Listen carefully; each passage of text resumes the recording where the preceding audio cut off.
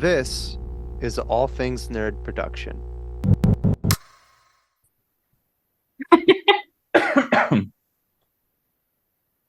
Fancy that. What's up, everyone, and welcome back to the Kobolds in the Basement podcast. My name is Chad Hillson. I am your game manager. We are joined, as always, with Dave Morris. It's uncanny how we beat Franny. Caster Flamebeard. Schaloan Dysland. Oh my gosh, this is so similar. We met Franny and we had a fight, and I found him uncanny. And Steven Dysland. Franny turns to sludge, but he knew our names. Oh, fudge. Wait, who are you guys playing as? You didn't say your names this week. Oh, Luminora. Valerian, of course. There we go. All right, let's get into it. This is Kobolds in the Basement.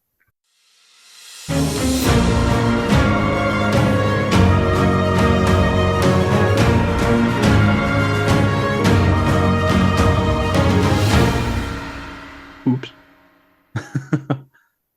All right, now before we get started, let's do a quick recap of the last episode. So last episode, our heroes chased after Franny and his caravan. As the fight went on, it was apparent that Franny had some abilities that the others were not made aware of. Eventually, our heroes managed to get a grab on Franny, and as he was dealt a hard hit, he looked at Cass and Luminora, who were the two that were closest to him, smirked and called them by name before turning to sludge and sleeping into the ground. That's where we are now. All right, folks. So you're still surrounded by a bunch of just stopped caravan cars. What shall you do? I think it'd be a good idea to take a look inside of these wagons. Yeah, let's get to looting. All right. So there are 4 wagons there. They're kind of in a line. So just give me, are you going to the front one, the last one, the front middle, or the back middle? And then give me an investigation check on whichever one you're looking into. All right, I'll go to the front. All right, Caster's going to the front one. Yeah, an investigation check, please. I get a D4 on that. So it's at least an 11. So you get an additional D4. Oh, yeah, it's part of my Dragonmark house. So, yeah, 12 on mine. Okay. So with a 12, I mean, you see a handful of just kind of like bedrolls, ratty looking boxes. Nothing is really sticking out to you on this first cart. It looks more like sleeping supplies and stuff like that. See if we can find a map to figure out where they're going. I'll go to the back middle one. Oh, I am sorry. With a DC 12, tucked in one of the bedrolls, you do see a piece of paper cast that looks to be a map as to where they're going. I read over my first part. Aha. Well, this will be helpful. I think we know where they're hiding out now, or at least one of the places. And then, Valerian, which one were you going to? Sorry? I'm going to go to the back middle one. Okay. Yeah, and give me an investigation. Don't I just automatically pass because I'm cool? It's a 14 on the dice. All right. So with the 14, you see a bunch of crates. They don't look like they're stamped down super tight, and you see some of that black sludge that you guys have all come to recognize kind of seeping out of the crates. Guys, we got some icky goo here. Burn it. I do have a torch. Luminora, which...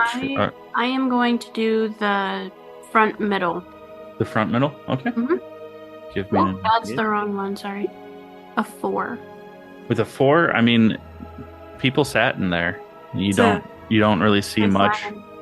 Kind of like what Cass saw outside of finding that map, just like bedrolls, small boxes and things like that, but nothing is really sticking out. So then with that, Tevin will saunter over to the last one, take a look at that. Well, there's really only 3 carts, because one of them was the one we followed in. Right, but you could have missed something in there. Yeah, that's fair. We didn't necessarily Good look around inside. and check it before we took off with it. No, we just stashed a guy in the back of there who's now dead. Franny did sacrifice that guy. Just let him burn. And as Tevin's going through it, same sort of thing, not really finding a whole lot in there. All right, I so think we should take the horses.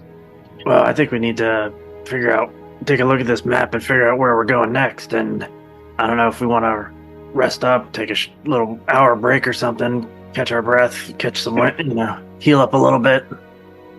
I'm just doing like Pilates behind everybody. I'm good to go, but take as much time as we need. I think that sounds good. A rest. Yeah, just a short one. Yeah. Take a little short rest while you kind of examine the map, take a look at it. It looks, you can tell very much just by looking at it, you don't need any rolls for it, that this map doesn't quite seem like it's to scale. Kind of just like hand drawn, just for something as a reference guide for all of Franny's dudes. If he wasn't traveling with them, so that they could use like landmarks more than anything to figure out how to get to his little hideout. Dyson, why are you rolling hit, or is your you take any damage because your token shows full health? I was at 27. I was at 18 out of 33. Okay. Yeah, your token showed like 21 out of 21. It's not usually it like syncs. So if I do it here, actually it's not even letting me change it on my token now. I can change the red circle and the blue circle, but I can't change the green circle. You gonna spend any hit dice, Schaloan? Oh, there you go. I like that they added it to the short rest button now. Might actually do. I was actually about to ask that. Don't I get a wild shape back? Yeah, if you hit the button for short rest, it should reset it. Yeah, I did like 5 times and it didn't. So I was like, okay, I'll just ask and put it back there, I guess. Well, then we would have to edit something on that character sheet, so that's an easy fix. Let's see. That'll do. I don't know. Sorry, I tried to update your You know health where- bars on the tokens. It's not working for me for whatever reason. Yeah. But yeah, so you take the short rest, get a little bit of your composure back. Perfect. All right, so you're saying that map's mostly just landmarks? Yeah, absolutely. It's where roads split, but it doesn't seem like it's to scale by any means. You can't tell if it's a mile or quarter of a mile or 5 miles.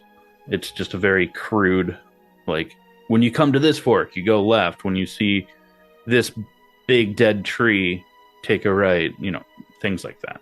Well, I think we should grab one of the wagons and start following the landmarks. I'm pretty good to go now, so I don't have a lot of magic left, but I'm pretty well almost healed all the way. All right. How are you doing, Luminora? You feeling all right? I'm feeling great. Splendid. Like a full night's rest. Yeah, so as you all head off, you're following these landmarks. Everyone give me a survival. Yeah, like a survival check. Or a nature check. You can re-roll that because I hadn't said both of them. I got Nancy. Survival or nature. I'll stick with nature. I got an 8. Oh, that's a nat 1. Woof. Well, thank goodness for your +7. Mm-hmm. I got a 5. All right. Tevin And I got got a a 19 on that.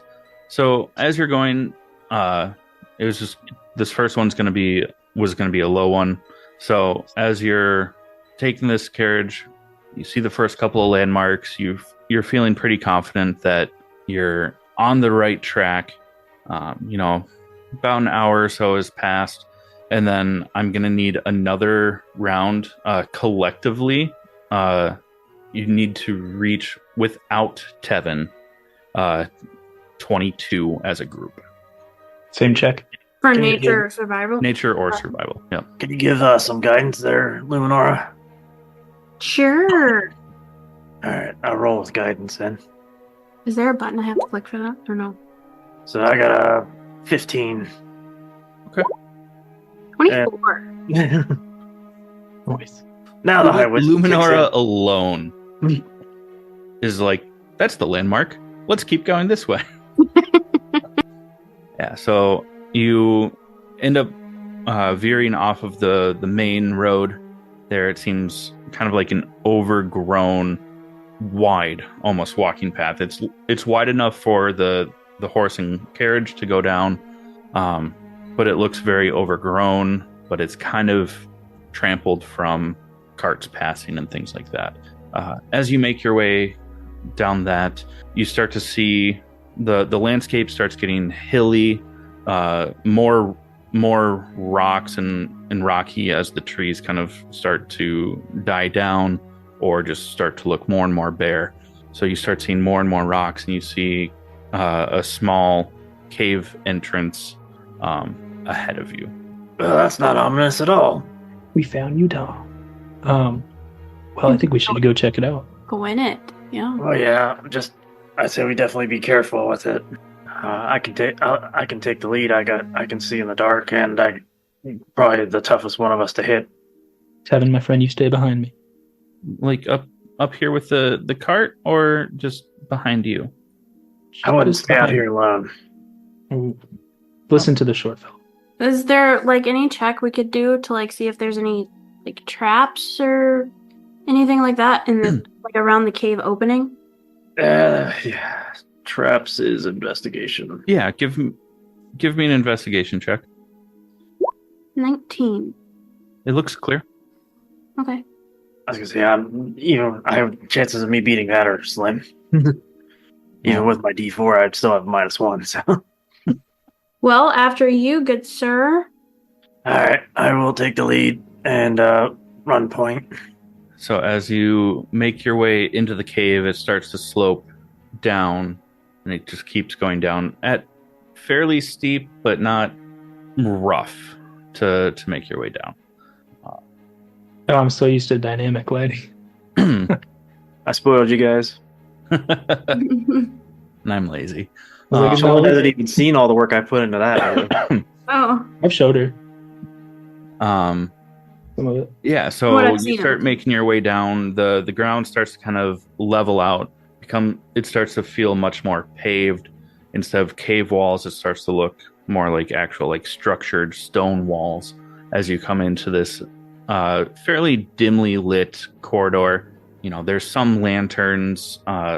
Some seem to be magical to where they're just giving off light, but they're not actually producing heat or even really looks like fire. It's just like glowing to produce light. All right, so since this is becoming more and more like actual constructed, I want to see if I can determine anything from it. Like, who might have built this stuff. Okay. What exactly are you looking for with that? Like, Looking to see basically trying to determine how old it is, if it's like, if this was recently built or anything like that. okay. What kind of check would that be? I have, as a dwarf, I have stone cunning, which says, whenever you make an intelligence history check related to the origin of stonework, you are considered proficient in the history skill and add double your proficiency bonus to the check. Well, give me a Nice. history check then. Yeah, and then I get to add +6 to this. Oops, not guidance, but so that's 15. So that's a 21. Okay. Yeah. So, excuse me. As it looks very, very old, like thousands of years old. You get the sense that it has been like you don't recognize necessarily like in the history from your history check what peoples might have built it, but you can tell by the age and the wear and the natural like stone decay that it is thousands of years old. Alright, well, they didn't build this, they just were taking advantage of it. So, Do I see anything to the north of us there? You do see a corridor. There seems to be a gate at the end of it, kind of stone, wood, little bit of metal here and there, holding it together, and you do see like a faint glow coming from the other side of the gate.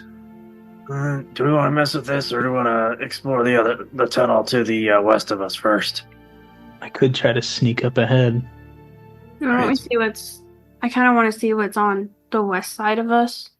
Yeah, I don't want to mess with gates and alert anybody if we're here. Because we can always come back over here, too. Yep. You jinxed us. Now there's going to be something that traps us. Rats. All right. We can always go back and get that. No, you've never been adventuring, have you? Nice stealth forward. All right, you're going to sneak forward there. Good luck. I might need it. Give me a stealth check. That is a dirty 20. All right.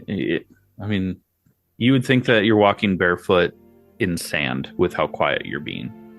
Just gonna peek around this other corner. Yeah, it's just a short little like cutaway.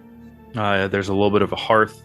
It is glowing, but there's no heat like radiating from this hearth and fireplace. Luminora, can you detect magic? Yes.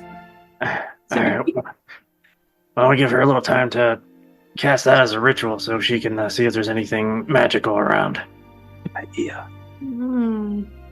And that way you don't use a spell slot. The beauty of ritual spells. Absolutely. There's nothing I've never used this spell before, so there's nothing you roll. It's up to Chad will describe what you see. Okay. Yeah, so as you are casting this as a ritual, you do notice that like from your eyesight, all of the lanterns that are just kind of like glowing do kind of start to glow a little bit brighter just for you. But there's just some sort of spell on them that is making them illuminate, but that's really about all that you're detecting here. Okay. Well, On the hearth, too. yeah, I was gonna say, go up and stay behind Valerian and see if you can anything he sees you can look at, because that'll last a little bit of time. Yeah, 10 minutes and within 30 feet of me. Yes, same with the hearth. You can kind of gather, I suppose, that currently there's just a spell that's on it to illuminate some light. Probably because you could deduce that it's because there's not a bunch of people around that could benefit from the heat. Okay. So it's not like nefarious or anything like that. It's just glowing. Fair enough. I'm going to continue moving forward. Okay. Peek around this corner. There's like a corner up here. I'm going to peek around that. Okay. Yeah, so as you peek around, you notice that it's just another corridor, and there's an archway leading into a room. The flooring looks a little bit different, but it just looks like it's been worn and new stone has been packed in there basically to try and keep it walkable. Alright, do we want to Looks keep going menacing from west behind. as a group? I don't want to get us to get too far apart. Yeah, I just kind of wave back at them, like, move up, troops. Clank, clank, clank, clank, clank. Well, Cass, do you still have that cloak? I have it. Valerian's wearing it. Oh, okay. Because it only gives +2. It won't make my armor any quieter. I'm still... And just for shits and giggles, I'm going to roll it. Well, with disadvantage, that's still not bad for Cass. That's a 14. Yeah. Pretty easy. That's basically just walking with like a wood-soled shoe on stone at that point in time, just trying not to be heavy-footed. Hey, that's pretty darn good with a -1 and disadvantage. What's behind corridor number 3? All right. As you kind of peek your head around, you see some stairs leading up a little bit to a landing. There is a faint glow coming from up there. Got 3 options, gang. Alright, what do we feel here? I think the corridor we just passed might just go to a small room. I don't know. I can't tell, but judging by the stairwell in the hallway, I want to say it might just be a room there. It might be worth just checking this out. Let's do it. I'll go forward. I'll take up the middle. And you know what? For the heck of it, I'll be taking the dodge action as I walk up. Okay. I'm staying behind the corner. Yeah, as you step in there, it's just a room. There's a couple of benches. That's about all that you really see. There are a couple of to the west of you, Cass. So as you walk into the room, it's to your left. There is a chest sitting on top of kind of like an altar. It's very small. It's ornate. And then there's a couple of like tall standing like vase, if you will. Vases. Hey, Luminora, if you're still detecting, I think you might want to come in here. Okay. What see you on the chest? Detecting. I could just see her like as she's detecting. She just has her hands completely outstretched, just wiggling her fingers. Sparkle hands. Yeah.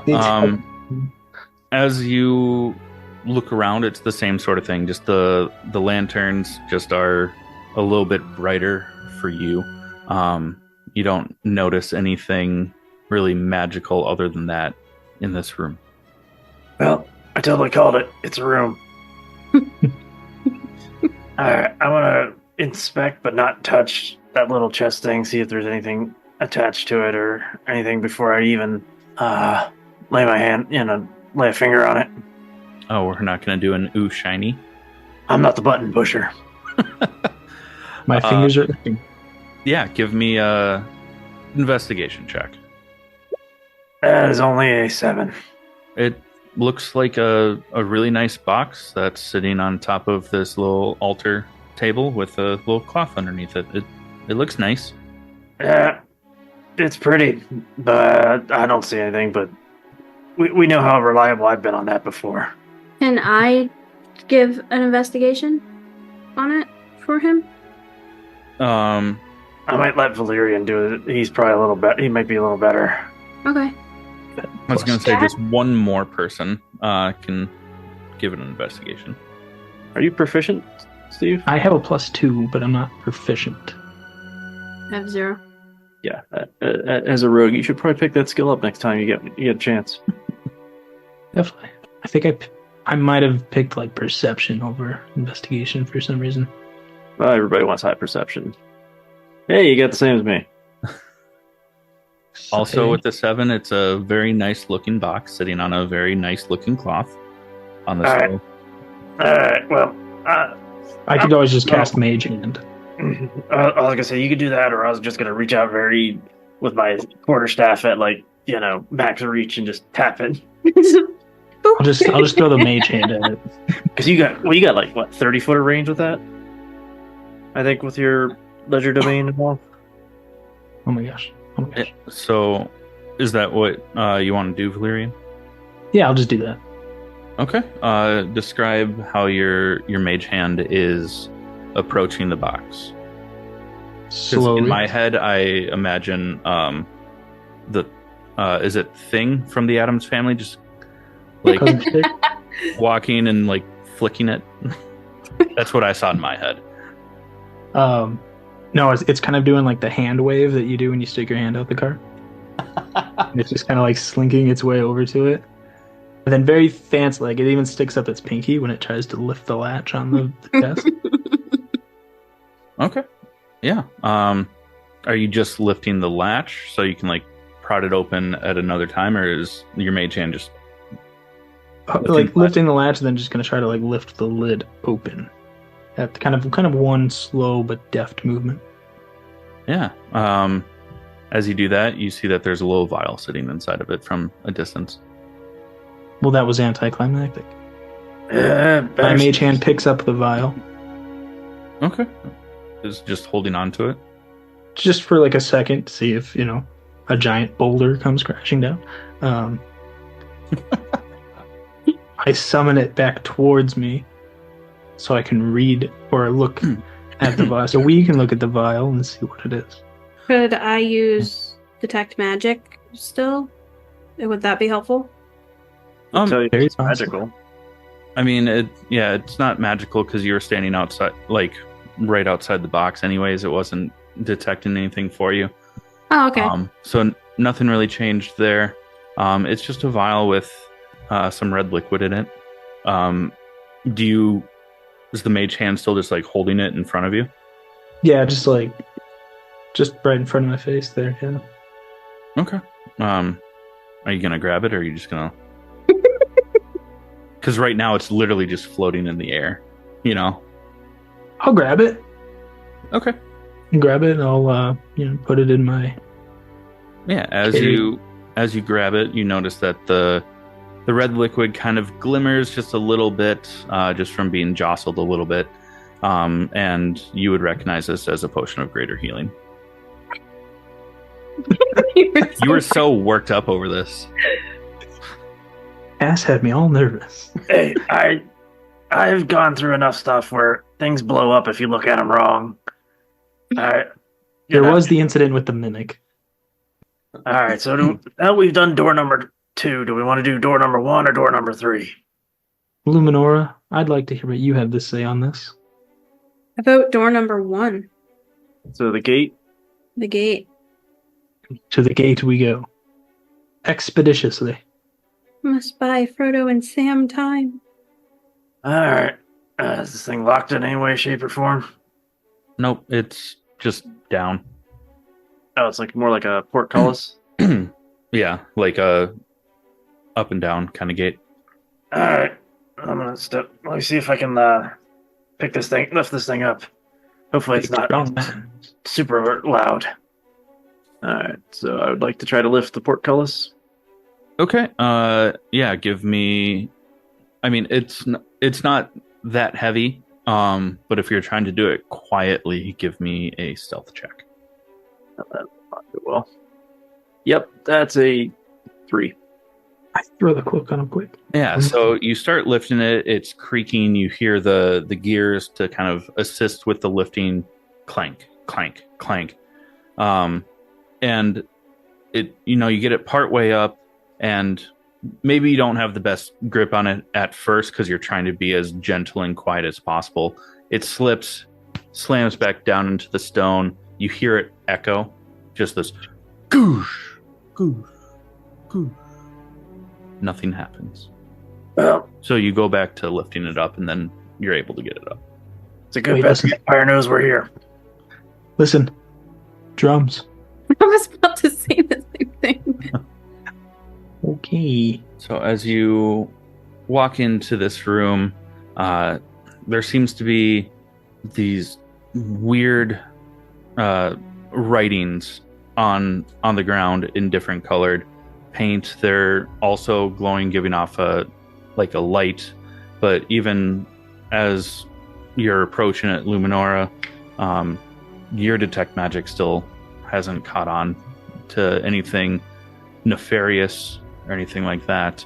But there does seem to be some etchings in the different colors that are glowing that just basically show like the cycle of life, from growth to death to decay and just back around.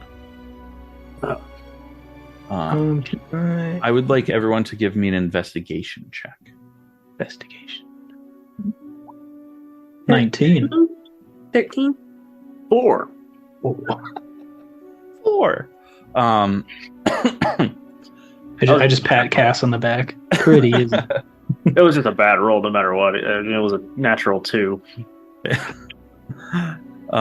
So, Cass, you're just kind of looking around and being like, this stone is really old. I don't know really what's going on here. Luminora, as you look around, you notice kind of in the far back corner directly behind the gate.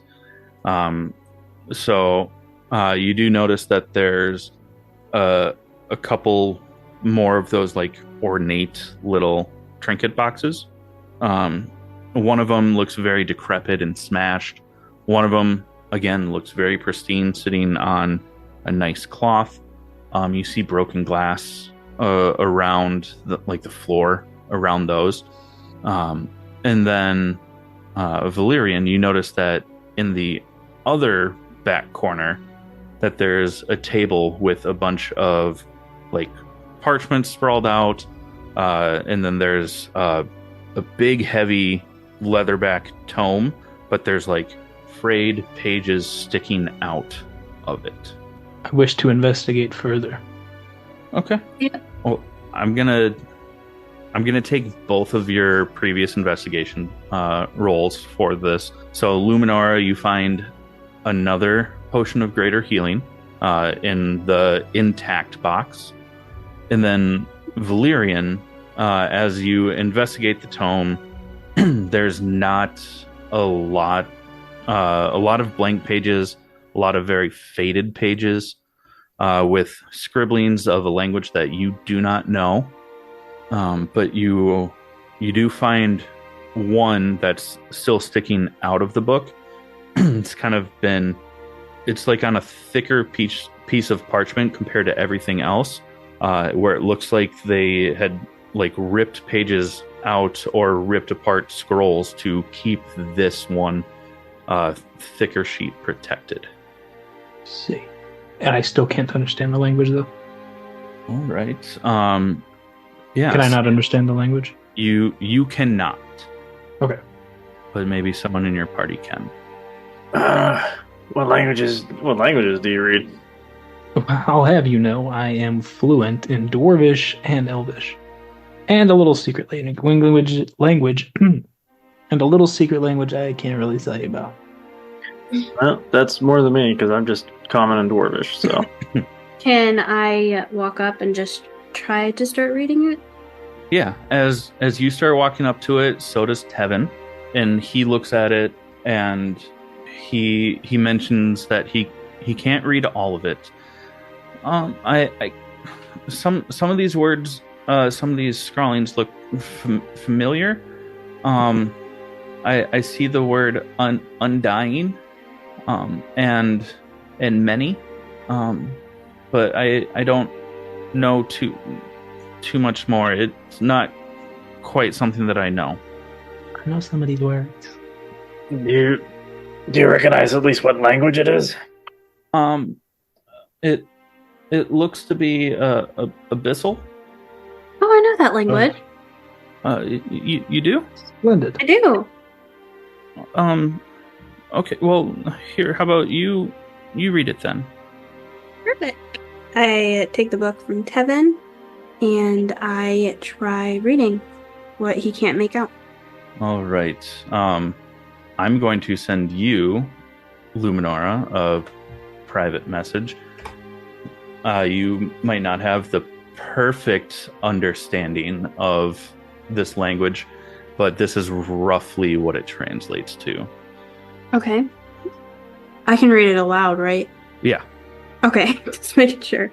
It reads here, a prophecy of an all-powerful creature from the beginning of time who sought and found immortality to bring destruction to the worlds through manipulation, possession, and disease. Inhabits the bodies of many and can body jump as needed to carry out its wishes. That's what I can make out, guys. That's not scary at all. I love this for us. Yeah. I might have peed a little. That sounds really bad. Alright, well, I think we're on to door number 3 now. Yeah, we don't have to go through door number 3. We can go home. We can go home. Yeah. What will be the fun in that? I can think of lots of fun things to do at home. Yeah, and then nobody will remember Especially who you with my are mage hand. or who you were. Buddy. He's just baiting us. He's a master at that. And don't you forget it. Alright. Up the stairs we go, taking the dodge action along the way because I am don't want to walk into some horrible trap. Whoa.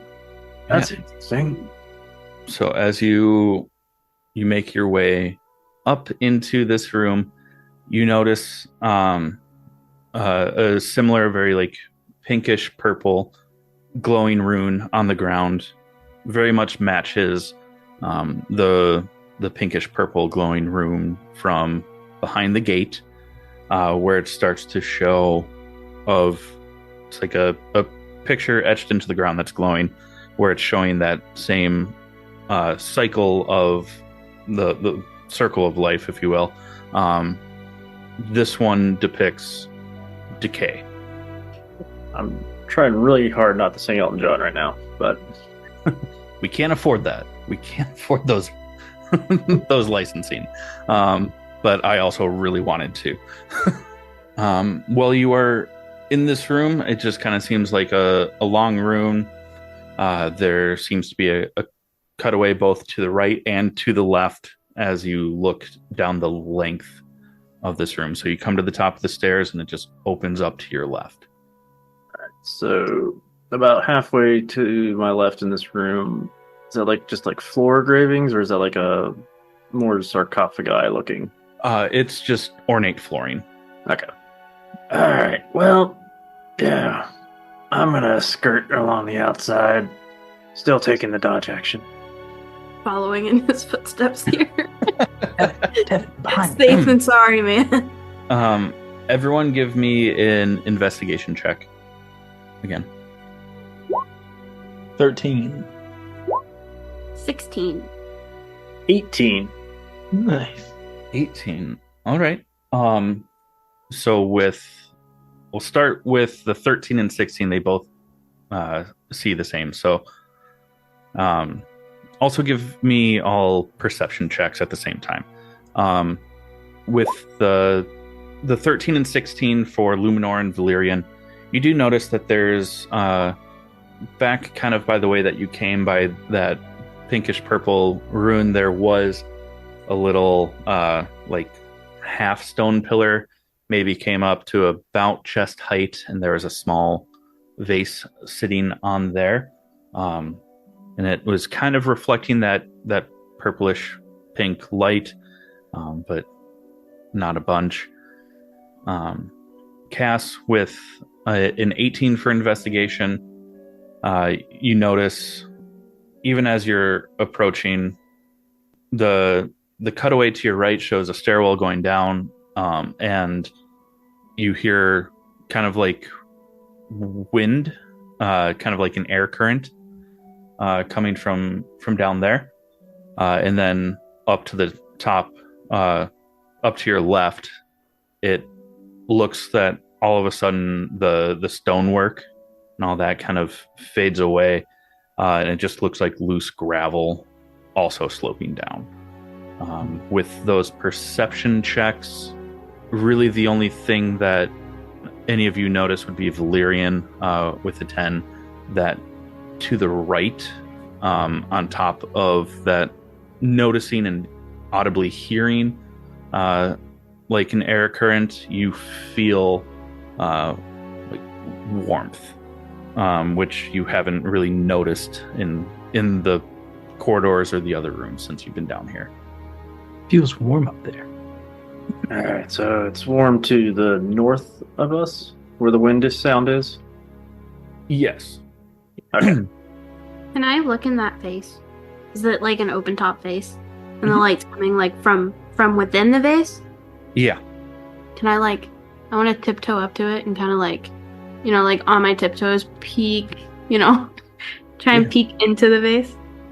Yeah, you notice another vial in there, and it would just be a regular healing potion. Okay. Cool. I don't know why. I kind of want to explore the south first. I know it looks a little sketch, but I will follow your lead, old Flamebeard. all right. Well, I'm gonna tread as carefully as I can. Again, dodge action or whatever to try to down here, but I wouldn't follow too close. The stone works a little loose. Follow about 15 feet behind him. Yeah, dodging the whole way. Because, Yep. to quote Star Wars, I got a bad feeling about this. That's 2 on the night. Alright. So far, nothing's tried to kill me. And then, Cass, as you round the corner, you've kind of made your way down this slope, kind of like loose gravel.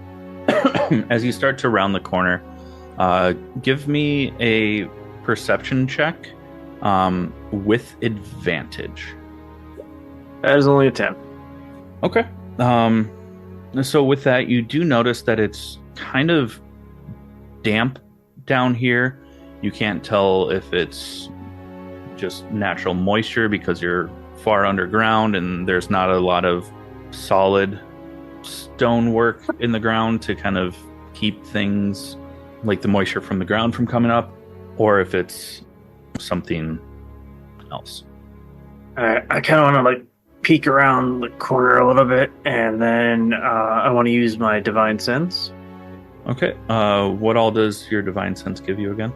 The presence of strong evil registers on your senses like a noxious odor. Powerful good readings like heavenly music is an action. You open your awareness to detect such forces. Until the end of your next turn, you know the location of any celestial fiend or undead within 60 feet of you.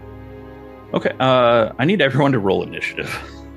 As that happens, as you start casting this, you start noticing that moisture in the rock kind of start to shake a little bit as this sludge starts to grow out of the ground into this large behemoth of a giant sludge monster. It resembles much like one of those monsters that you have encountered back at that tavern with Tevin, a couple weeks back. But this one looks more put together, not as like loose of sludge. It has some definition to its muscular structure as it forms. Does it happen to ping anything on my divine sense? As fiend or undead? It does not for that. Okay. But Yes, you feel it, if you know what I mean. Yeah. Yeah. I just one of those like just clarifying what kind of creatures these are. So all right. So I don't know if you. Why didn't I thought I cleared those? I apologize. Yes, we will have to clear all those. I apologize. I forgot to clear that turn order from last time. No. Looks like you accidentally rolled twice there, Luminora. Yeah, I don't know why, but sometimes it says that no token was selected, and then other times it's fine. So I thought if I rolled again, it would go away. So everyone can see that then? Mm-hmm. Yeah. Okay. I thought no one else could see that but me because of that warning message it. No, it just means it's not adding it to the initiative tracker. Okay.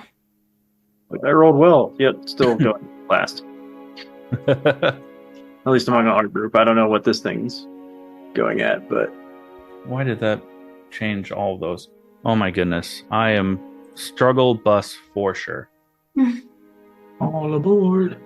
I'm guessing they are not seeing this thing yet.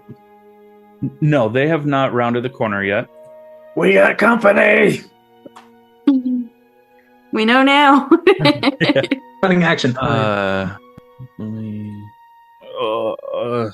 am so sorry that I messed that up so badly. But there we are. So Lumi. this Tevin hears you yell, and is just going to grab his mace, kind of scoot around Luminora and Valerian as he kind of scurries his way down the loose rock, but is just going to hold his mace and just take the dodge action. He doesn't know what's around there yet and is kind of scared to run out there first. So then, Valerian, that will be you. I would like to use my cunning action to take the hide action. Okay. As I just poke around this corner Okay. And then hand crossbow shot at this thing as soon as I see it. Okay. Is that with advantage for being hidden, or? I believe so. Or do I need to make you roll a stealth check first? He's got to roll stealth to make sure he doesn't fumble it. 22? Yep. Go ahead then roll with advantage. 24, actually. Nat 20. Oh, you love to see it. Sneak attack. That's going to be so much damage. Yeah, roll for damage. That's effectively 8d6. There's that. And then it's a D6 or D8 for my... I should know this. Sneak attack is d6, Okay, so...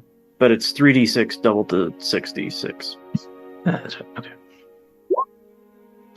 2 plus 7 is 29, plus 6, It's, 35. yeah, I was going to say it's 35. You pop around, and as you take this shot, the sludge golem is still like forming into its like full body as just this arrow goes through its chest as everything's still tightening up, and it splatters so much sludge out its back and to its sides that it almost shrinks in stature a little bit. You know, it's no longer this 15-foot tall behemoth. It's like it lost so much sludge that it like dropped down to about 10 feet tall. I like to think that as I just rounded the corner after Cass was like, "We've got company," just like poked my head around and I just was like, "Ugh," and just quickly just like Ew. hip fired. So, yeah. Okay. And then because you took your cunning action, does that mean that you don't have another attack? Is that correct? Right. That would be my bonus action. Okay. All right. So that would be my turn. All right. And then that goes to Luminora. That is now your turn. Okay, I am going to cast... Okay, so let me get this straight. He's like 10 feet tall now, and he's like full health or something, or... Not full health. I mean, you would assume that because of how tall he was, that he lost so much of his sludge just because as he was still forming that he's not as big and strong as what he would have been. Okay. We see the health bar. That's why she asked. Oh, that's not accurate. I figured it wasn't accurate after Valerian. 35. Yeah, 35, whatever. I'm going to cast Flaming Sphere.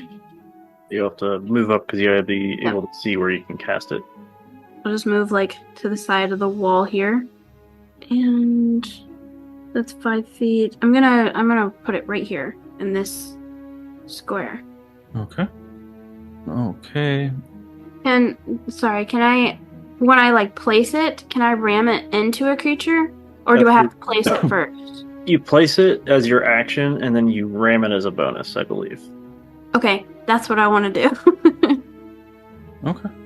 So kind of place it just right next to it, and then shove it into him. Yep. That's two. Sorry for the interruption, dear heroes, but I just have to ask. Are you like me and my friends, where your food tends to be lacking just a little something extra? If you are, then look no further than Crybaby Craig's hot sauce to fix all of your spicy and saucy needs. Because this pickled habanero and garlic hot sauce will go on practically anything. It was started by Craig himself in the Twin Cities of Minnesota, and this sauce has become a staple of all hot sauces and flavor enhancers across the lands for many, many moons. If you don't believe me, go and check out crybabycraigs.com and order yours today to, quite frankly, just better your life. Or at least your taste buds. But be sure to let them know that we sent you and enjoy the best damn hot sauce there is. Now, let's get back to the show. Matt Flair. Fantastic. And then what does Flaming Sphere do for damage? He's got a dex save or take 2d6 fire. And then what is the... Spell save? Yeah, thank you. 15. 15 rolls an 18 on that.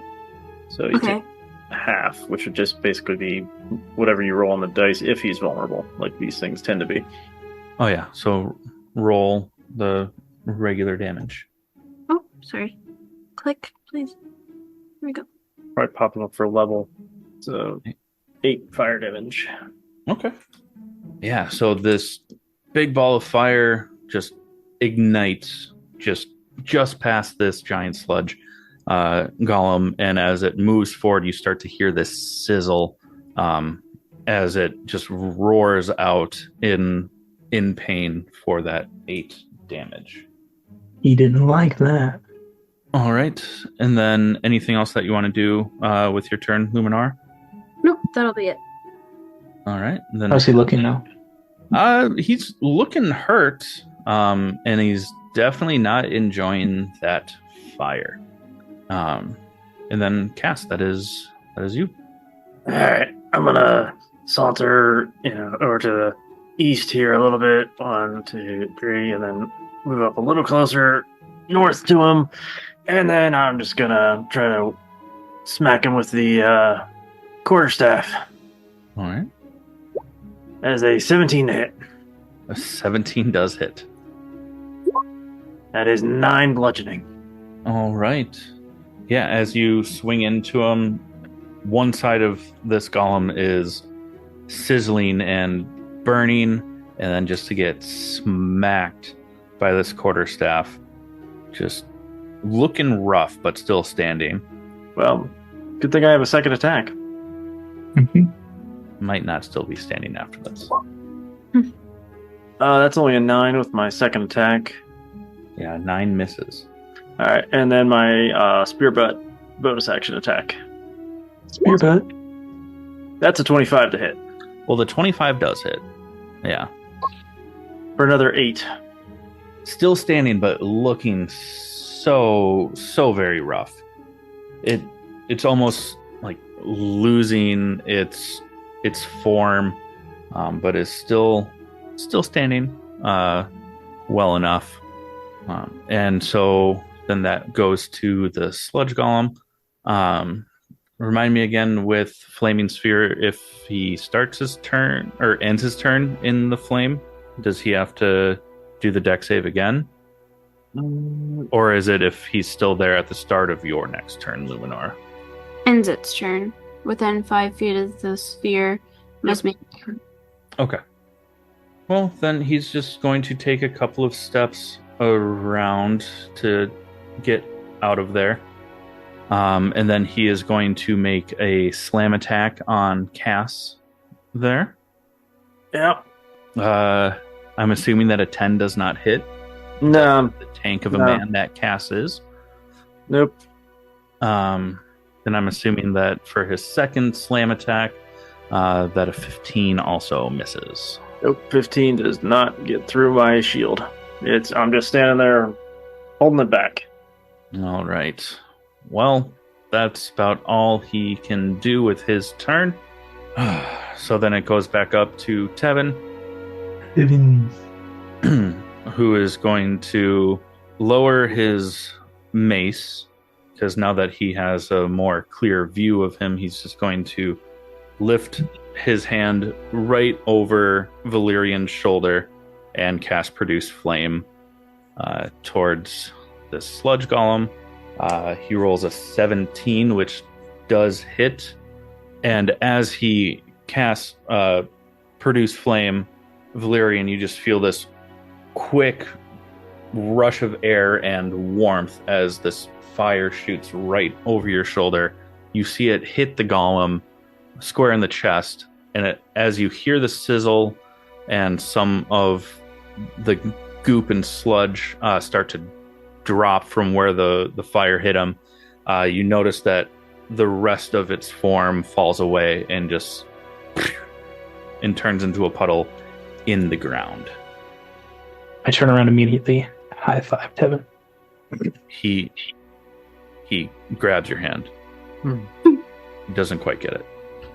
I'm like confused for a second, but I just go with it and like do like a high five, like handshake hybrid. Well done, my little horned one. All right. I'm gonna try to move around where that here. See what's back in this last little corner to the west. Oh yeah, absolutely. There's not a lot. It's just this wet, loose ground all around. You notice that there's some glowing from like mushrooms and roots and stuff like that, but nothing is really in here. All right. Well, I guess it's back up the other way. Just be careful trying to get out. Single file. So as you guys are making your way back up the loose gravel, back into this room, debating on going north, are you guys talking about anything? It seemed like a strange place for just one random monster. It was odd that there was just one down there and didn't seem to be guarding much of anything. But maybe it's where they disposed of things down there. Maybe he got lost. But let's keep going, heading up these stairs and see if we can't find where Franny ended up. Tevin, you nailed him. Yeah, it was pretty cool, right? It was, my friend. It really was. Coolest thing I've seen all day. Well, did you see my hip fire? That was pretty cool. It was pretty cool. Yes, listen to the horned one. Alright. So what's in this little corridor? So as you're going down there, it just kind of looks like rock crystals jutting out from the stone. They're just glowing. They do emanate a little bit of heat. But you notice that at the end of the corridor is where most of the source of heat is coming from. Well, I think we're getting warmer. Yeah. Alright, now let's see what's down here. So my armor doesn't get too hot. Alright. So as you step into this room, you see a bunch of like pulleys and mechanisms. Can't quite tell if this is like a murder room or if it's just a weird forge of some sort.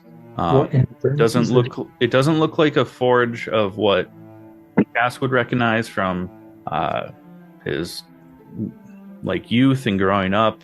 It doesn't look like any other sort of like traditional forge by any means. Well, I think we found the source of the heat. Somebody's making something down here with this, but there's a lot of chains. And is there anything attached or spanning in between these chains, or is it just chains going all throughout the room?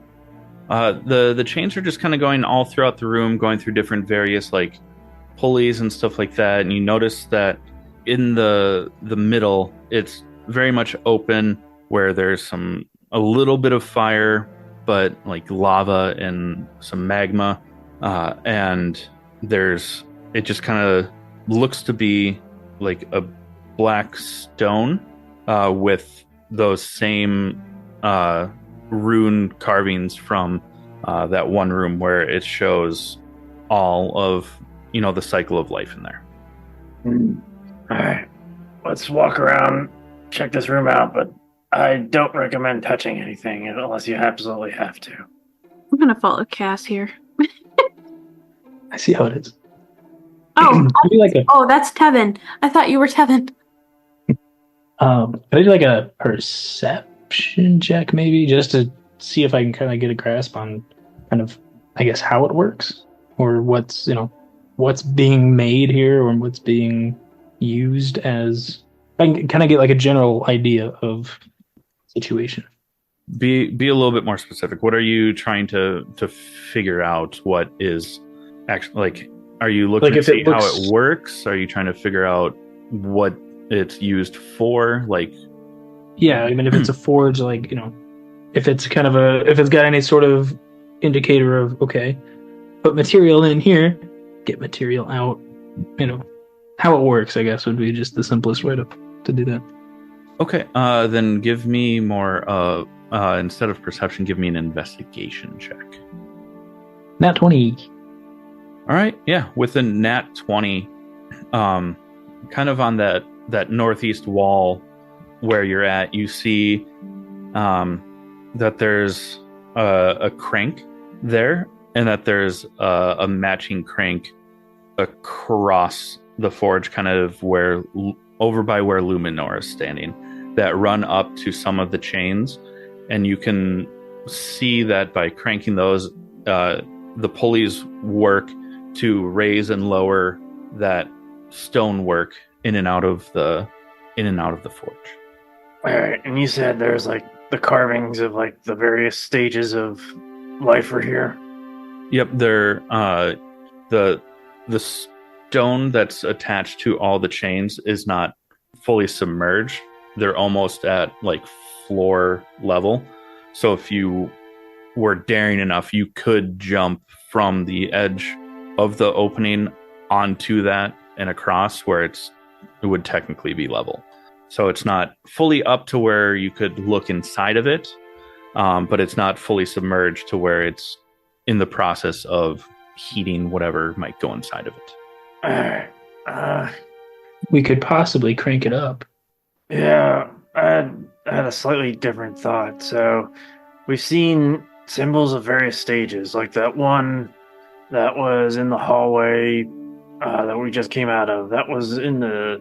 I think that one, you said that was in decay, right? Alright, that gives me a slight idea. And I want to go back down to where we just fought Mr. Sludge Guy and grab some of those mushrooms. Okay. Yeah, so as you make your way down there, you grab some mushrooms. They are dark reds, almost like a dark, like blood red. And some, browns and tans and stuff like that. So, oh, definitely not chanterelles. All right, let's go. And I want to bring those back up. And I don't think, obviously, putting these mushrooms in a forge isn't going to do much. They're just going to burn up. I want to go back to the room where we saw this, and I want to take one of the mushrooms. I want to put it in the vase. Into the vase? Yeah. Okay. Yeah, as you drop the mushrooms into the vase, they just kind of all start to glow. They start getting darker and darker, like they are decaying. So much for matching decay with decay on that. I mean, they're still within shape, but like they haven't like crumbled away, but now they all kind of match like very dark, like deep red, brownish. They're very like soft now, instead of some of them, like the lighter tan ones and stuff like that, looked more ripe, I guess, if you would. But they're like, if you forget that you have mushrooms from the grocery store in your fridge because you put something fresh in front of it and forget about them for like a few days, they're kind of to that consistency where they're very soft and slimy. All right, well, I want to see if I can pull them back out of the vase now. Yep, absolutely. All right, well, that was just a thought. I guess now we can try to crank this thing up, but I have this suspicion that we need... we've only found healing potions and only seen decay as one symbol. That's what I thought the mushrooms. But I could always try to jump onto that thing and see if there's look at the symbols there. I've probably got the best jump of any of us. You do have those sturdy little legs. Yeah, if you want to do that, go for it. Yeah, I'll get a nice running jump, because with a 10-foot run up, you can jump horizontally equal to your strength score. What is your strength score? 16. Okay. So I can jump 16 feet. Yeah, and it's only about 8 to 10 feet, depending on where you jump from. Yeah. So as you land on it, kind of starts to sway a little bit, shake, rattle. And roll. And it starts to slowly sink just from a little bit of added weight. You're still about 10, 15 feet above the lava, but it is starting to just slowly go down, just from the added weight. Are there any kind of symbols or anything on top of here now that I can look at now that I'm on top of the sinking? Yeah. As you're looking at it, I mean, you do see all 5 of the symbols where it's birth, growth, death, decay, and then there's one that almost just looks like it's just like a circle, which you can interpret however you want. It is still starting to sink. The birth and growth ones are the ones that are glowing the most, are actually glowing on it. So you have kind of like an orangish and a red. I like that. Also, just saying there are 2 hand cranks. Yeah, I think That- you guys. Yeah, I was gonna grab So one. he doesn't just keep falling into the lava. Yeah, lava damage is bad, like really bad. Let's get cranking. I grab one of them. Start to keep it from at least going down any further. Yeah. And Tevin will grab the other one directly. Oh, I was on it. Oh, you were. Okay. Yep. My crank. So at least it stops, and you notice as Cass, give me a perception check with advantage, because as you're looking at the symbols, Thank God for advantage. That's a 15. with a 15, you notice that when you are looking at the symbols, that the pinkish purple one starts to glow as well for decay while you're standing on it. Interesting. I'm gonna drop one of the squishy mushrooms on it. Okay. It stays glowing. All right. So the which 2 aren't lit? So we have birth and And an unknown. an unknown are glowing. Mhm. And then the other ones are like life and death. Yep. Birth, growth, death, decay, and then unknown. All right. I'm trying to figure this out here. I'm not sure what what we need to do to light these other symbols up. I'm gonna go over to the I'm gonna put my hand on the life one, Okay. and I will put in 1 point of lay on hands into it. Okay. And see if So you notice as you do that, it starts to glow even brighter. From what it originally was, it was kind of dull. So now it's fully glowing. All right, we need to pump in some other stuff. Did we get the vase? Well, no, I got a theory, but I don't want to be having you guys here standing on these cranks forever. I'm gonna try to jump off, like back up, and then just jump. Just arms and legs flying through the air. Ah. Yeah, I mean that it gave you enough of a running start. So you land on the edge, kind of have to catch your balance. You hear a little bit of the metal creaking just because it's constantly overheat, so it's a little pliable, but you get over just fine. Hey, Luminora, I'll hold the crank. I think you need to use that spectral ghostly hand thing you use on bad guys on the death symbol. Chill touch. Yeah. Okay. So how do I figure out my jumping? It's if you run, it is equal to the number of your strength score. So if you have a 10, it's 10 feet. If it's 8, it's 8 feet. Where do I see my strength score? Hold If you- left side of your character sheet, kind of top left. Oh, Just be okay. like- 10. Yep. Okay. So Yeah, so- I will do that running. All right, Tevin, you hold the chain, and then I want to like kind of stand right here and like assist her jumping. Okay. Kind of like hold out my hands, and she grabs it, and just kind of pull her to try to just give her an extra little push across, just because it's just about. Yeah, absolutely. Tevin is holding on.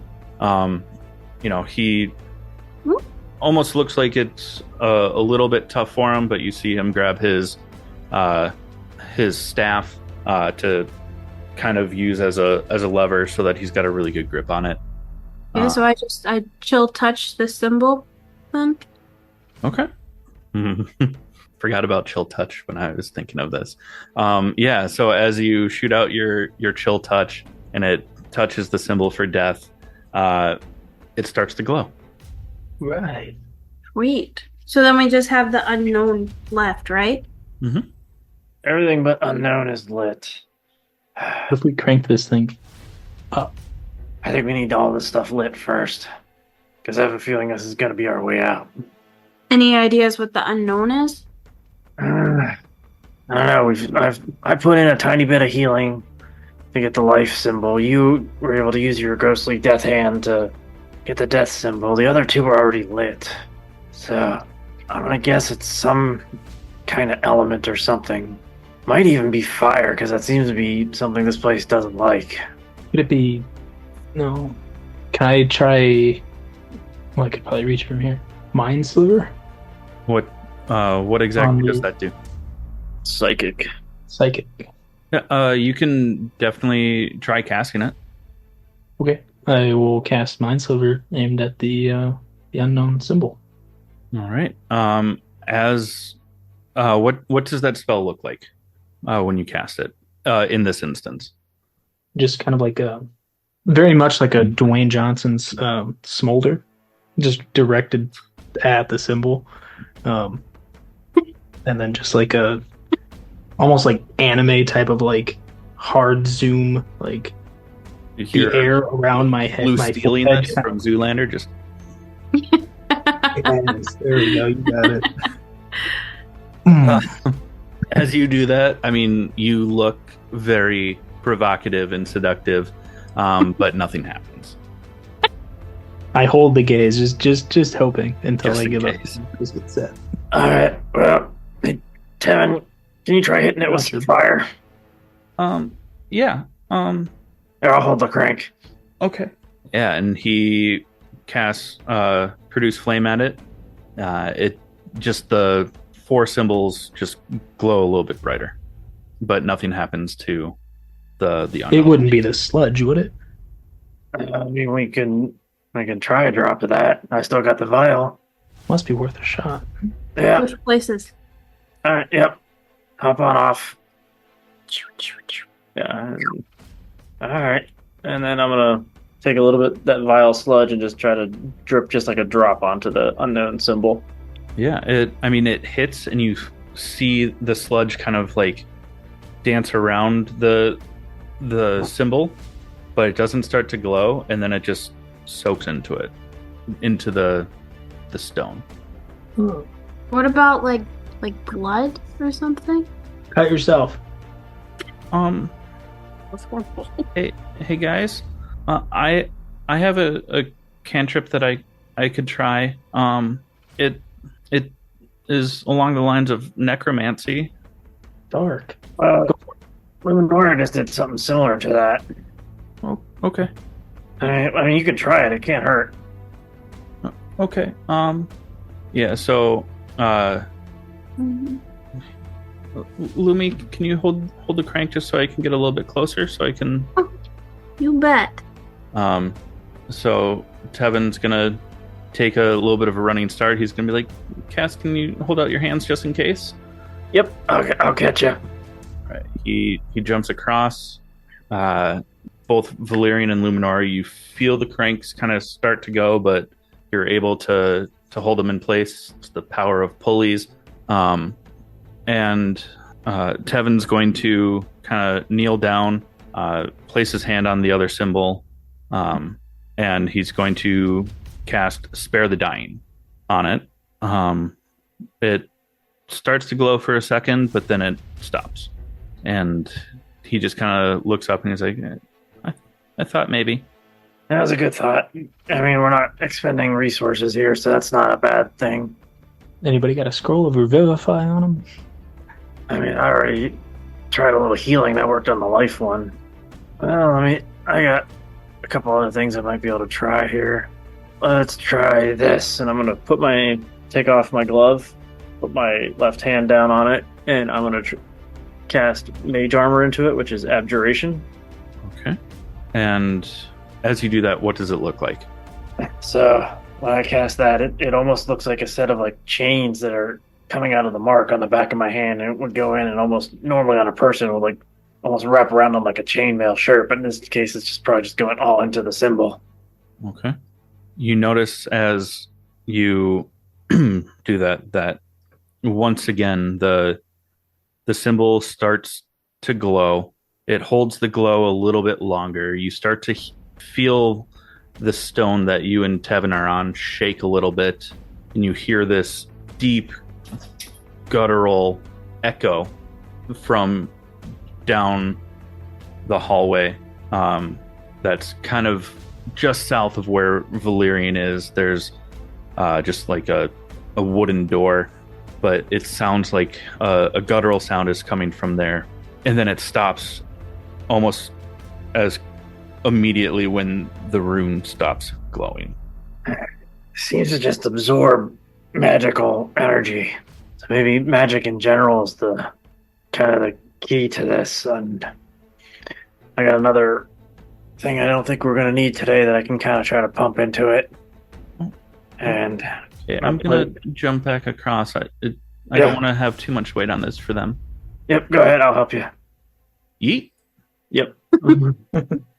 And then I'm going to keep the glove off, and then I'm going to put down there, and I will pump Arcane Lock, which is a 2nd level spell, into it. Okay. And what does this one look like as you are doing that? So Arcane Lock, it literally almost just forms like a spectral giant padlock, and that goes onto the symbol and then just kind of latches down and locks. That's so smart.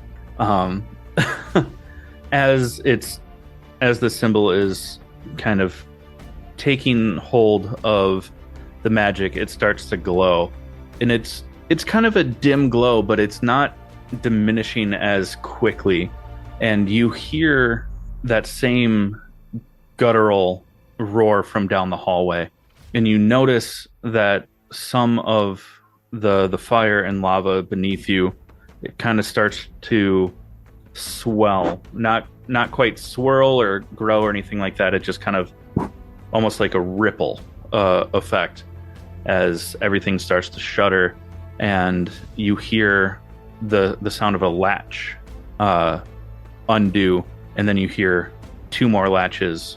The first one, Cass, is directly beneath you on this stone, and then right by where Luminora is standing, a door clicks almost to be unlocked, and then the door that's just south of Valerian also clicks to be unlocked. After I finish casting that into it, you almost see more of that like black lightning a little bit emanate from Cass's mark, and he kind of winces a little bit in pain, and he puts his glove back on. Everyone give me a perception check as well. What can we perceive? With a 21. The 21, okay.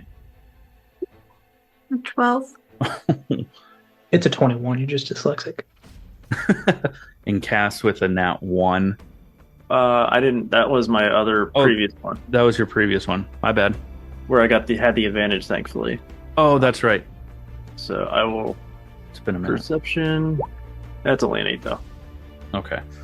So Cass with your 8, you're not really paying attention, other than that you're wincing in pain after this black lightning kind of shot out of your hand from using your mark.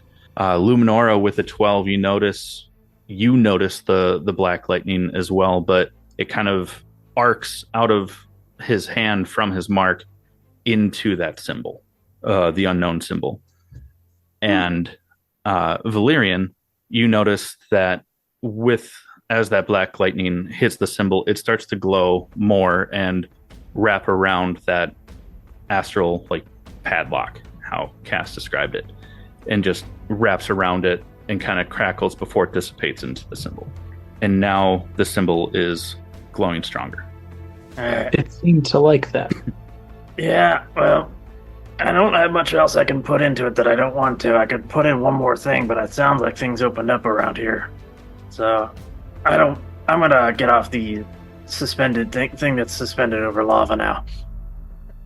So as Cass hops back off of that, no longer having that added weight on there, So what are you guys going to do? There's a door to the west and to the east. Both you heard click on lock. I also heard something click in the underneath me, right? Mm-hmm. Why don't we try cranking it up? You got it. Get up. Okay. Yep. Okay. Is that clockwise or counterclockwise? Counterclockwise for a winch. Yeah. We'll just it's like putting in a USB stick. You do it once, it doesn't go in, you flip it. You do it a second time, it doesn't work, so you go back to the first way and it works that time. Same sort of thing. You kind of do a little bit of a twist one way, the other, and then back. That happened to be right the first time. As you lift it up, you notice that this stone forge insert, I guess, is about 10 to 15 feet deep as well. So as you pull it up, it is just you see more and more underneath it. And you notice that there is black sludge oozing out of the sides of it, running down and then running back into it before it touches the lava. As you see the heat kind of lick and flick up at it from the fire and the lava and stuff like that. So it's actively trying to avoid what's the lava and stuff like that, and it's the stone is shaking a little bit. Seems more like a sludge prison. Well, yeah, but I'm of the mind now that it might be better to just let this thing drop into the lava, personally.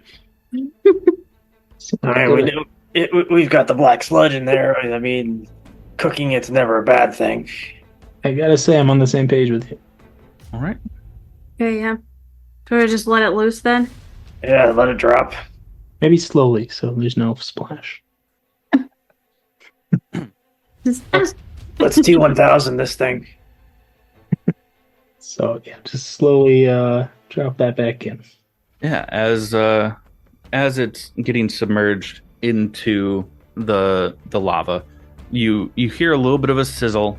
It's the stone starts to shake even more, and you hear a deeper and more angry guttural roar from down the eastern corridor. Well, let's submerge this thing and go check out one of the other places. Like, not the east, right? Oh, we can check out either one. We're just gonna... Not this. I want this stone thing submerged. I don't want to open it up. You said this is like a corridor, or is this just a straight up door on the east side? I think that's the There east is a hallway. door, it's just closed, but you heard it unlatch, so it's not locked. Can I try to stealthily peek the door? Yeah, absolutely. Are you guys just letting the stonework just slowly seep? Yeah. Okay. We're gonna let that go. Okay. Yeah, give me a stealth check as you open the door. Oh, almost did it. 13. 15. Yeah, as it opens, I mean it creaks, but it's not super loud. But it's also not the most quiet. So as that opens, you notice that it's the hallway is much more dirt, loose stone, and a lot of bones are scattered across the floor. They look like they're very old, that they've been walked over, crushed, everything like that, like they're embedded into the dirt and gravel. Well, I hate this. Okay. So, door number 2? Yes. Can I open this other door here by me, the west? Yeah. Are you just opening it straight out, or are you gonna try and be Just Sparta kick like- that thing. I'll try and peek it. Okay, give me a stealth check. 14. Same sort of thing. It creaks open. It's not super loud or anything like that, though. So as you look in, there isn't actually on this map. It shows that there's like lava through the floor. It's not, but it is a lot of loose gravel that looks wet, and there is some glowing of light, but you can tell that from down this corridor, it's much colder than the forge room that you're currently in. Okay. So are we going I don't like either one of them. west? I say we check out the east first. Or the west first, sorry. I vote the west. To the west. So the gravel's just like, it looks like wet, like with water, then type thing. Yeah, You kind of like when you went down that kind of like stone hill, where all those mushrooms and stuff were from a couple of rooms ago, where you encountered that big sludge golem. Okay. I'm just making sure it wasn't like, I don't know, sludgy stuff. Alright, I'll take the lead. My good man. Alright. Right. And then as you kind of round the corner, you see that the stone has kind of been like pushed up all the way to the ceiling. So there is a dead end. It's glowing. It's a bit chilly. Even though you're still pretty close to the forge, as you get deeper and deeper into this, it gets cold pretty quickly. That's never good. You would think with all this lava around, this place would never get cold. And then if while you're at that kind of dead end, what are you looking to do? Is there anything I can see around in the room, or is it? You can kind of make out some like wood planks kind of sticking out of the rubble, but that's about it. I'll try to pull out these planks, see if anything comes loose. Okay. Yeah, as you start pulling on it, there's a little bit of weight to it. So give me a strength check, Cass. 16. With a 16, as you start to pull on the planks, you realize that it's like a lid to a crate that is not secured down. So as you start to pull it out, some rocks and mud fall into the crate, but there's now an open box. All right, well, let's see what's in the box. Okay. Give me an investigation check. Cast with advantage. Investigation with advantage and my extra bonus. So that is an 11. With an 11, you know, as you pulled the lid off, you notice that some rocks and stuff fell into it. But as you look into the crate, there's just liquid in it. You don't see any of the rocks, and it's pitch black. All right, I'm not seeing anything in this little old crate. But why is it cold? That's a very good question. Something's sucking all the heat out of this. Well, to the east then, I suppose. Yeah. Everybody give me a perception check as well. Let us perceive. 26. And Cass, you can also do that with advantage. 7. Oops, no, just 11 because I don't have the bonus to. So 11. Because Okay. So, you know, you kind of look into, we'll start with Valerian. You don't notice anything. You're just confused as well as to why it's so cold in here. Cass, as you look down into the crate, you're a little confused. As you start to turn away from the crate, Luminora, you notice that the glowing in the room starts to diminish, almost like it's going towards that crate. And you notice liquid start to rise over the edge of the crate and spill onto the ground.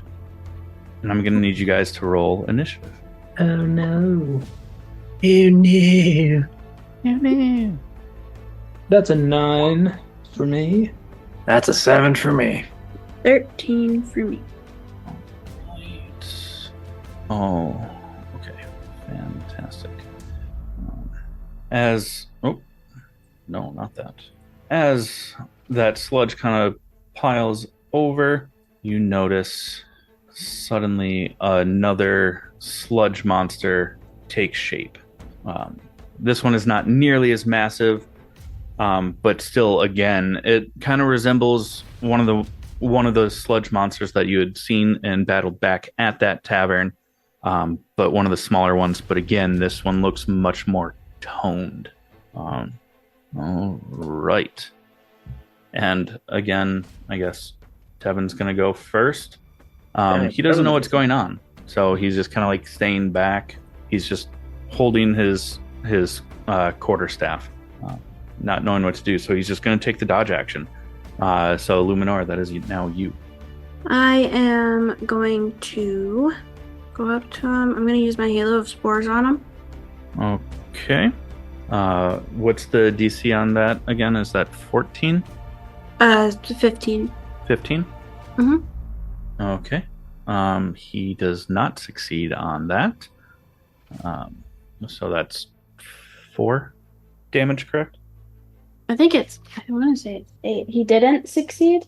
It's 4 unless you're in your symbiotic entity. Oh, right. Okay. And then I'm going to attack him with my scimitar. Okay. 21 to hit.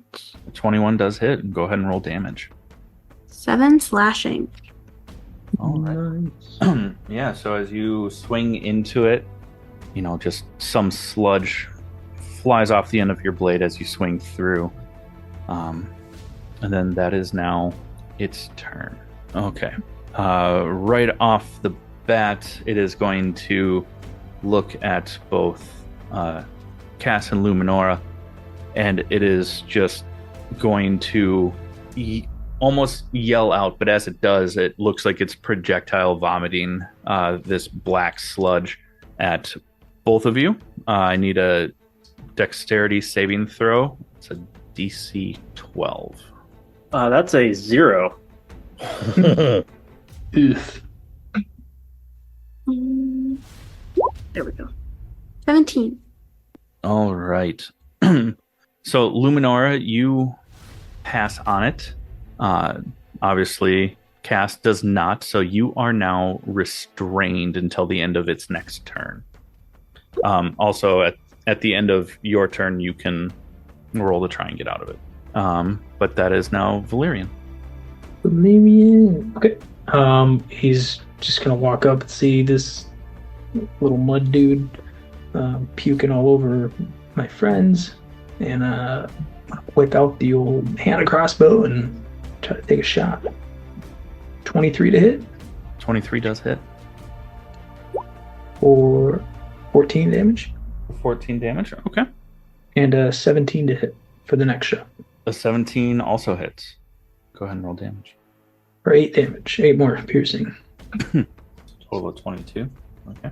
Yeah, so as you peek around the corner, you just see the last bit of this sludge spewing all over the place. You see Cass is coated in it, and it almost like immediately hardens to hold him. You see Luminora it just kind of like drips off of her. You peep around the corner and just one shot after the other, just right in between Luminora and Cass, just right into the sludge monster. It did not like that, but it is still standing.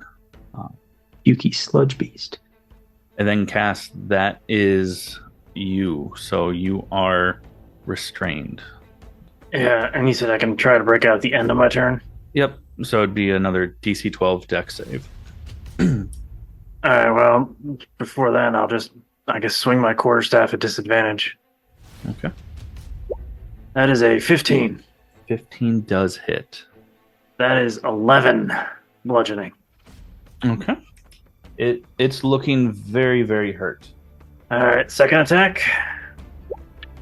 20. With disadvantage. Yeah, go ahead and roll damage, but I don't think you need to. You don't. It's another 10. Yeah, finish him. Alright. It's just one of those, like, I have had enough of this! And it is repeated bashing it in with the staff to get rid of it.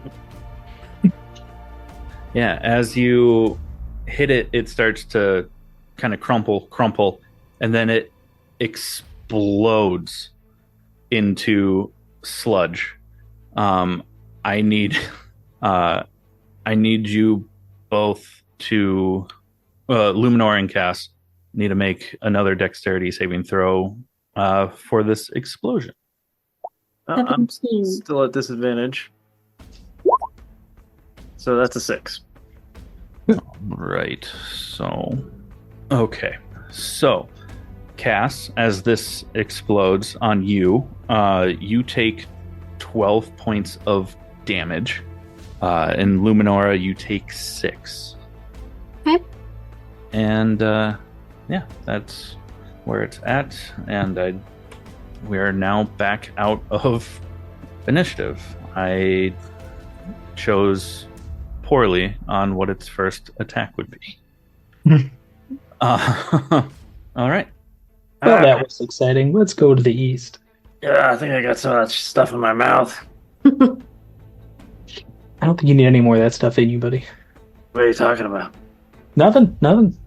Walk around the big thing that's trapped in the lava, hopefully submerged and melting. As you guys walk past again, give me a perception check, all of you. 12. 18. 16. All right. So, Cass and Luminara, as you walk by, you notice that literally all that's sticking out of the lava is just the very top. So you can still see all of the runes. They are no longer glowing with color, but they are pitch black, like it stands out. And it looks like a black vapor is floating up to the ceiling. I don't like it.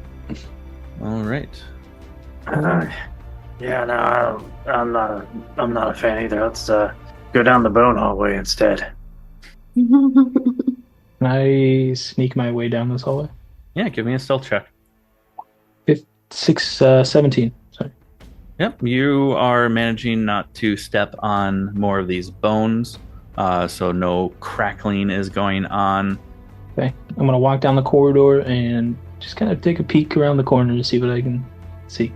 Yeah, kind of like from the western corridor that you guys just kind of went down. Again, the floor is glowing with this red light and energy. Okay. Continue on to the next threshold here. Yep, you just notice an empty room that's glowing. Again, that's not actually lava. The floor is not lava. Nope. Okay, and into the hallway here on the west. Yeah, absolutely. As you kind of make your way. Is this chest here? Yeah. Go ahead and check it out if you want. Yeah, I'll open it. All right. Yeah, as you open it, you notice that there's some silver pieces in there. There's about 15 silver, and there are 4 daggers. They don't look special by any means. They're just kind of standard daggers. I wonder if these are for some kind of ritual or something.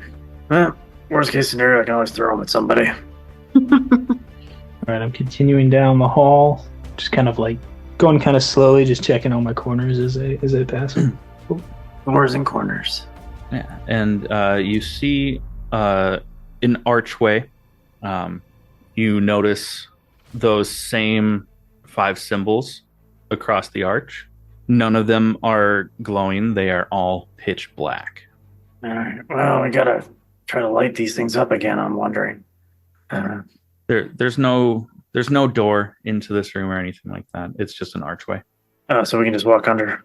I stepped through. All right, you step into this big, vast room with the entire floor is glowing in between each of the stoneworks.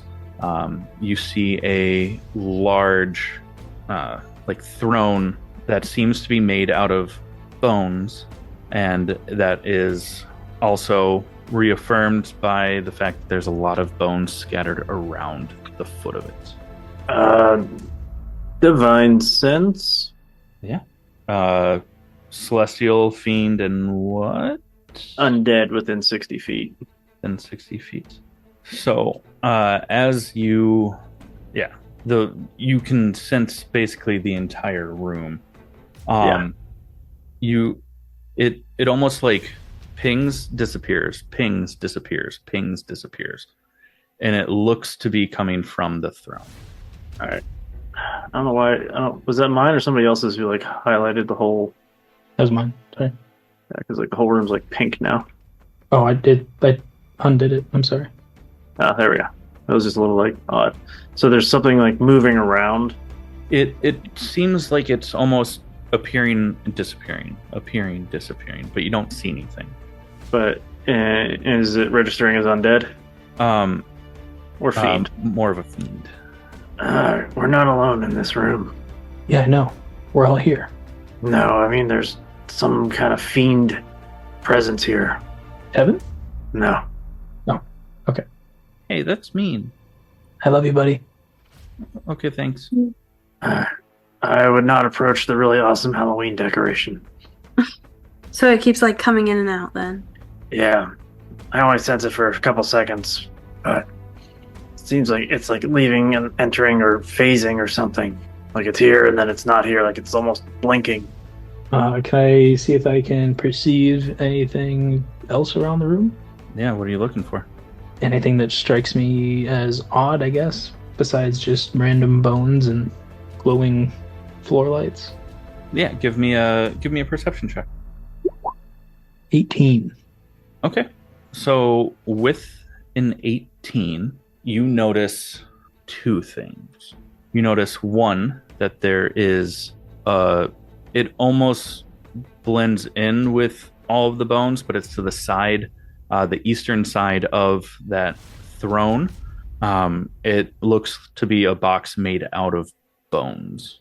And then you notice on the seat of the throne that there is a puddle of black sludge, and it is rippling. Think of the water from Jurassic Park with the T-Rex. Just Somebody want to burn that stuff? I have no fire, my friend. Tevin, do you want to? Does he have burning hands, or was it produce flame? He has produced flames. flame. Yeah, I can definitely do that. Yeah, torch it, Tev. So as he lifts up his hand, ball of fire appears in his hand, shoots it out. It races towards the throne, hits just to the side of it, and as that happens, the sludge starts to grow more violently, shaking, and it erupts up. And that's where we're going to end this episode. I wanted to open the box. Well, no, we must kill the thing of unspeakable evil first. What's the box? What's in the box? Box could be anything, even a boat. All right. Well, if our listeners here like this show and would like to support us, please head over, follow us on Instagram. You can find us on Facebook.